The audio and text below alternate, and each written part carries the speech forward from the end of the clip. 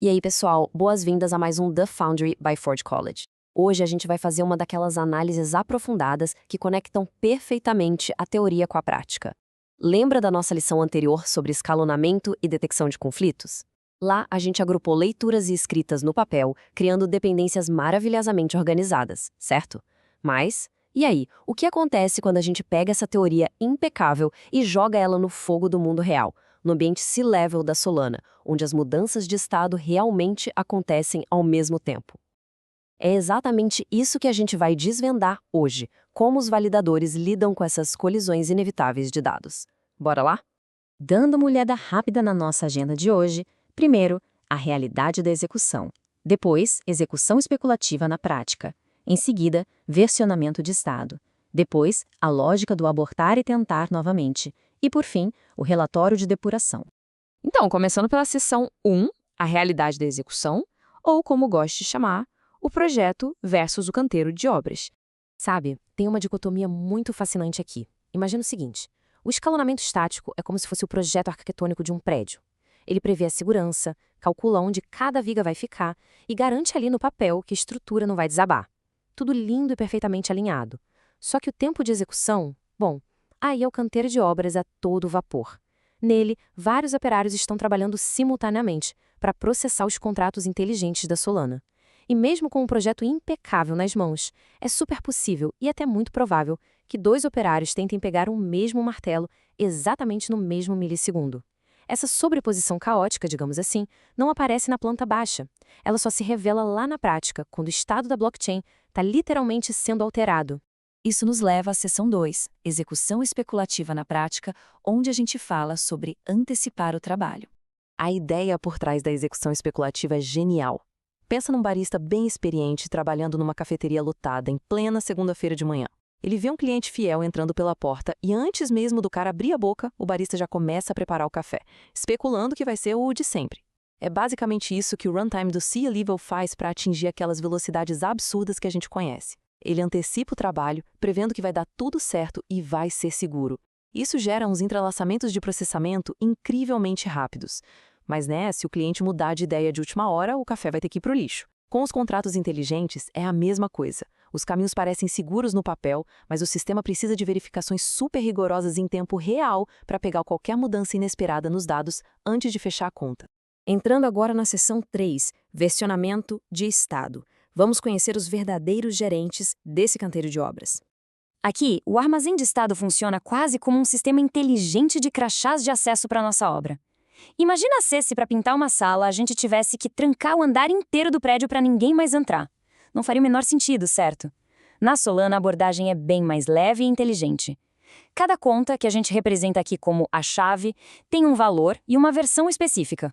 Quando uma transação tenta mexer em um dado, ela assume provisoriamente o papel de transação proprietária. É como se fosse um gerente invisível de obras, super ágil, que anota numa prancheta exatamente qual parte do sistema paralelo está segurando qual pedaço de informação da blockchain naquele exato milissegundo.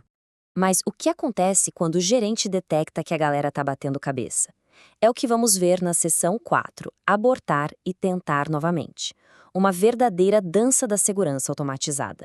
Em vez de deixar rolar uma falha catastrófica que derrubaria toda a rede só porque dois trabalhadores colidiram, o sistema roda um ciclo de 3 etapas que é impecavelmente sincronizado. Funciona mesmo como uma dança para manter tudo seguro. Primeiro passo: as transações fazem uma escrita provisória, ou seja, elas só registram a intenção ali na memória. Segundo passo: a tentativa de commit. É a hora da verdade, onde o sistema checa se a versão da conta que elas leram lá no início continua sendo a versão atual do sistema. E o terceiro passo é o veredito. Se bateu, sucesso. Agora, se tiver qualquer alteração que comprometa a integridade dos dados, as transações abortam na mesma hora. Mas calma, não precisa entrar em pânico. Não é um erro fatal. Elas simplesmente limpam a bagunça que tentaram fazer, dão um passinho para trás por uma fração de segundo, o famoso back-off, e tentam de novo, de um jeito super controlado e seguro. Olhando os bastidores, é exatamente esse erro que vai pipocar. Um version mismatch, ou seja, uma divergência de versão. E, gente, prestem bem atenção nisso. É completamente normal que as contas entrem em conflito no tempo de execução. Na verdade, isso não é um bug de jeito nenhum. É uma característica da altíssima performance no C-Leva.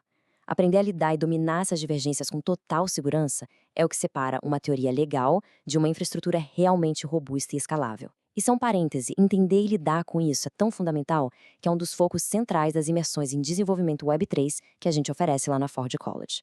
Vamos então para a nossa última parte, a seção 5, o relatório de depuração.